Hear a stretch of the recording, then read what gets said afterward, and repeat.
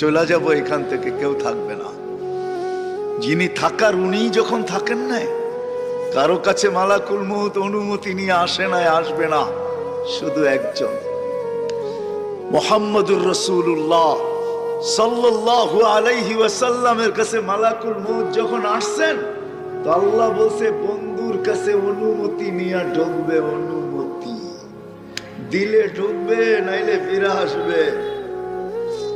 বন্ধু আমার, খবর তার অনুমতি ছাড়া যায় গর্জায় ঢুকা যাবে না। আমাদের কারো কাছে অনুমতি নিয়ে আসবে না, ওনার কাছে অনুমতি নিয়ে গেছেন। তারপরও বলছে শোনো, ঢুকার অনুমতি দিলেই কিন্তু হাত রাইখা দিবা না, আবার অনুমতি নিবা, রাখবা কি রাখবা না। বন্ধু যদি হ্যাঁ বলে তো রাইখো, যদি না বলে তো চলে আসো। কেননা বন্ধু আমার। কার বন্ধু?